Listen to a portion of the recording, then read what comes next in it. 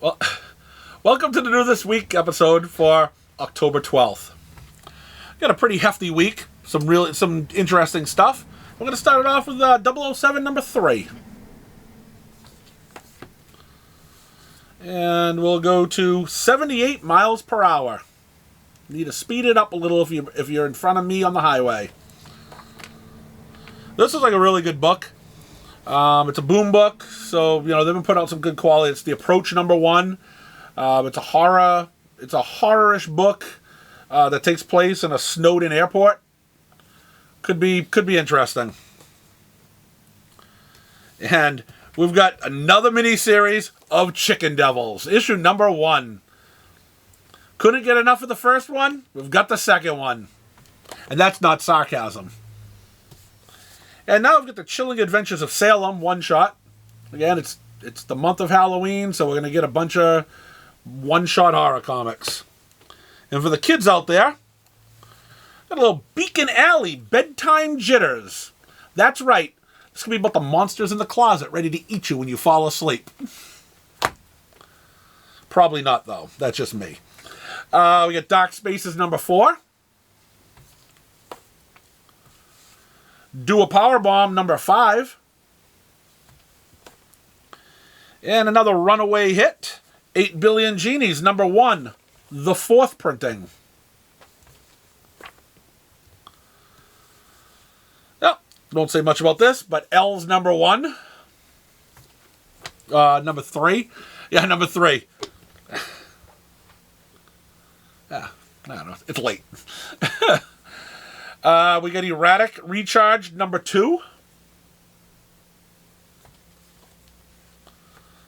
A New Ablaze book. Far Cry Esperanza's Tears number 1. Farmhand volume 4. The Seed trade paperback.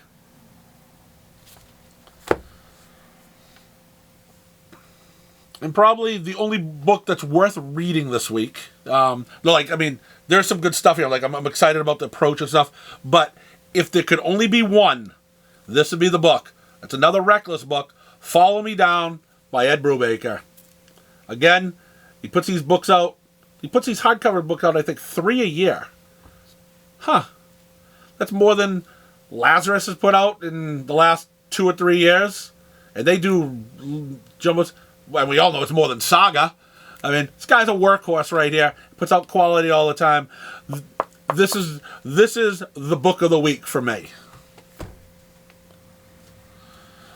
We got Godzilla, Monsters and Protectors, All Hail the King, number 1.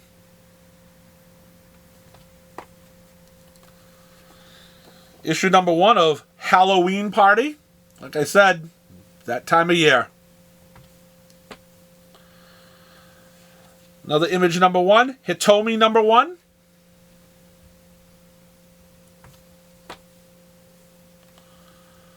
The Least We Can Do, issue 2. Great title, and I hope it holds up to this title. A Legacy of Violence, number 1.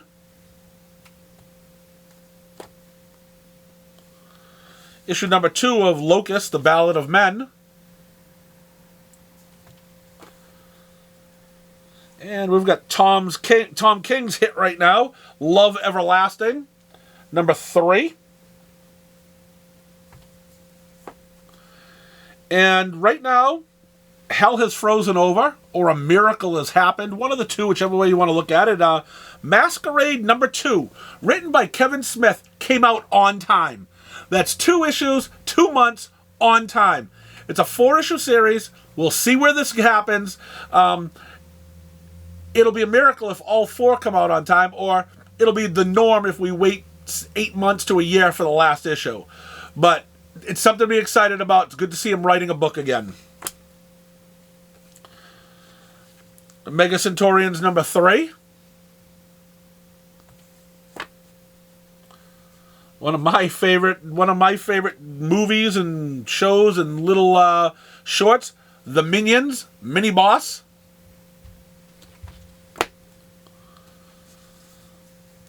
The Ninjets, number 2. I believe this is the last issue, and I mean it's good. I'm glad it's ended. It's been a great run. Once in Future number 3, or 30. Jesus. You know something? Just smash me in the head now, okay? It's I get something to throw at you the next time. yeah, that'll stop me from doing it. We've got Prodigy, the Icarus Society from Mark Miller, number 4. Buff's there ready to hit me with something. There will be no more mistakes. You can poke an eye out. I'm glad I got safety glasses on. 7 Sons and the Creepy Covers, number 5. Something That's Killing the Children, Volume 5, trade paperback. If you haven't jumped on this book yet, what's taking you so long? It's worth it. And we've got all 5 in stock. Most stores should have these all in stock. But if they don't, just ask. They're available. Spawn 334.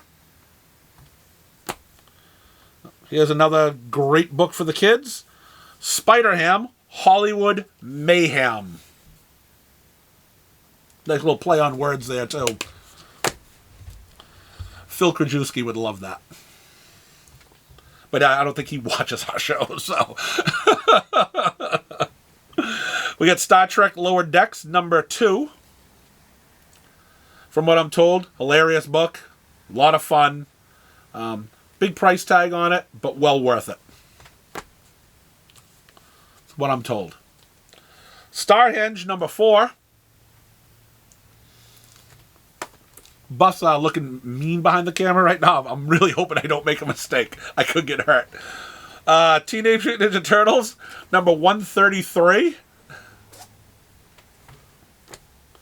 And we're going to finish this off with Year Zero, number 1. This is actually the 3rd series that they've done of that. It's been really, really successful for AWA, which is a great company anyways. Let's go to DC. Reluctantly. But we're going to be a little nicer this week. Last week we weren't nice at all. This week we're a little more upbeat. Did your mother yell at you? I haven't spoken to my mother about it yet, but yeah, she probably will. Yeah, my father hasn't said how angry she was, but yeah, I'm going to get yelled at by my mother. We got Batgirls number 11. Another all-age book by DC, Batman Scooby-Doo Mysteries. That's 2 with a superhero in it. I'm going to give DC thumbs up for that. Batman Incorporated, number 1.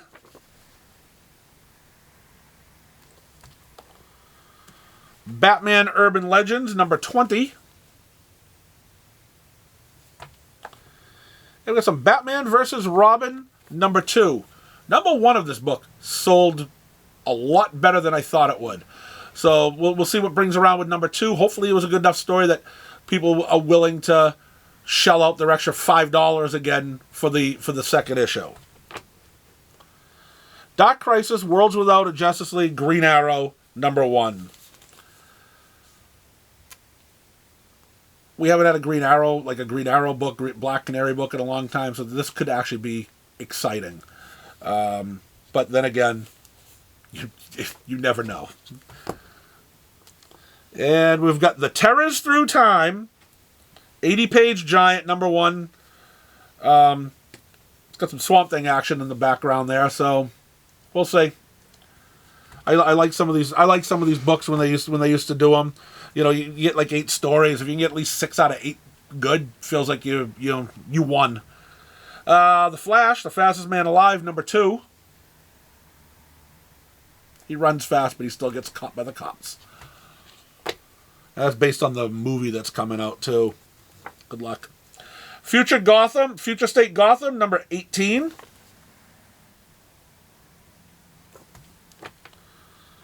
The greatest book in the history of DC Comics. I don't know why they're not selling more of these, and they should probably do another miniseries. The Jurassic League, number 6. The sad day that this has ended. I wish it went at least 12 to 13 issues. And that was sarcasm. And we finished this one off with Wonder Woman 792.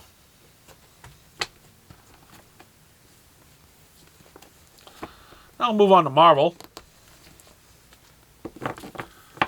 Let's start off with this one. It could have been a great looking cover, but unfortunately the cover artist blows, and it's not. But this cover could have looked incredible if pretty much 3/4 of the other artists out there in the comic world drew it. We've got the Amazing Spider-Man number 11. That is the Hobgoblin there. Yep, that's his mask. I've seen a lot better looking Hobgoblin masks. And maybe if this guy, and I don't really want to say his name because everyone knows I think I pick on him too much. Well, John Romita Jr. If someone else had done this cover, except for maybe Ed McGuinness or whatever, this would look a lot better. All right, now I've got All Out Avengers number 2. I mean, last issue was All Out Action. Let's hope this continues. It was All Out Action, right? Mm-hmm. Okay, all right. Yeah, thought it was. I mean, I skimmed it. I didn't get a chance to read it, but... And we've got the Black Panther number 10. I think we're going for a record now for how many continuous Black Panther issues have been out. This book gets canceled more than anything. Captain Marvel number 42.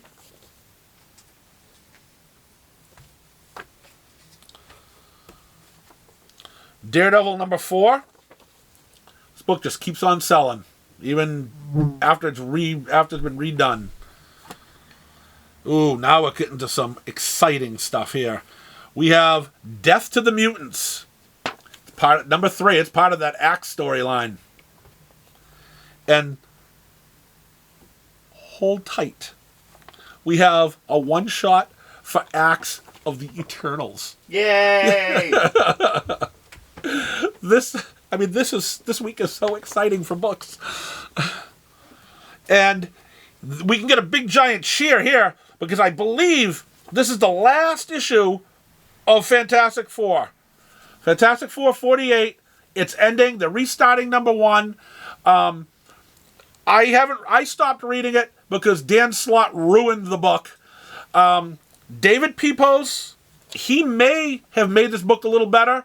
I had stopped reading it, so I apologize to him because he's put out some really good stuff on the independent scene, and I think he's a good writer. But I still couldn't bring myself to pick this book up after the trash that I had read earlier of it. So hopefully some people thought that it picked up and it was better, but it's they're restarting at a new number 1. I think Alex Ross is doing a bunch of covers. I don't remember who's writing it, but it had to be better than Dan Slott. And again, Dave, I'm sorry I haven't read it. I mean, we've chatted a few times about your other books, but I hope you keep on getting some more mainstream work, and you don't have to take over after someone who's already ruined the title.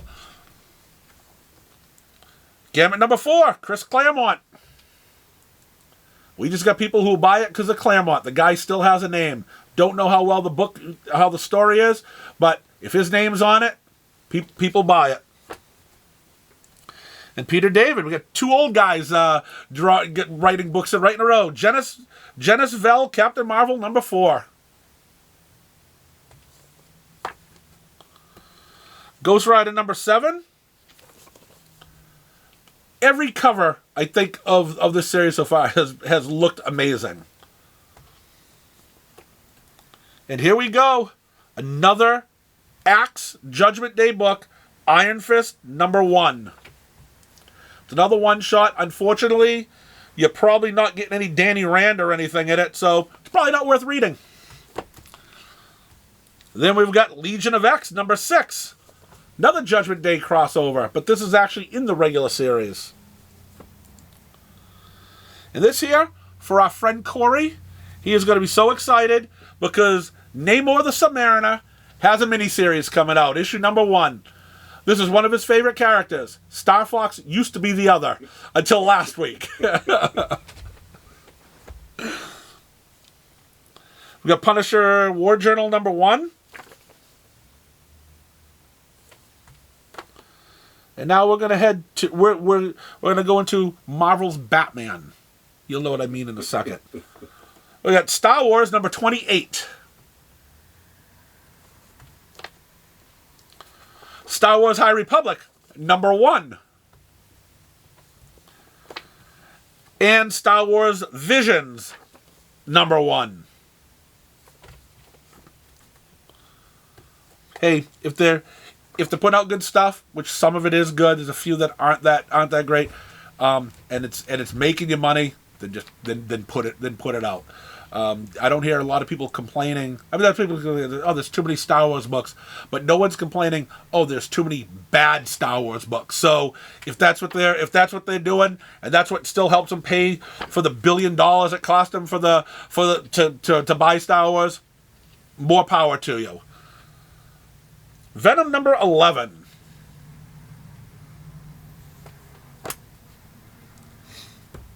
Well, I guess we've got a movie coming out, so we should put out more of this stuff. Wakanda number 1. I hope it sells better than Black Panther. I just started looking at the artwork. I don't think it will now. I mean, if you want to look like you were looking at a Saturday morning cartoon, yes, this is really, really good looking art. But when you, all right, it doesn't matter. I can't get it right. All right, but when you've got a cover that looks like this, kind of gets you excited. So, wow, that's nice looking. Then you open it up, and you've got, again, Saturday morning cartoon art. Who knows? But hey, give it a shot if you're into the Black Panther and the Wakanda stuff. Try it. I won't be. Wolverine number 25. Got X-Force number 32. Look at all this Judgment Day still on it. And Immortal X-Men number 7. So that's what we have this week for you. Like I said, it's a pretty exciting week. Nothing too bad. I mean, a few things I made fun of, but it's nothing that's earth-shattering. But yeah, there are some good books out there. That Ed Brubaker book, can't wait for it. But thanks for watching, and we'll see you next week.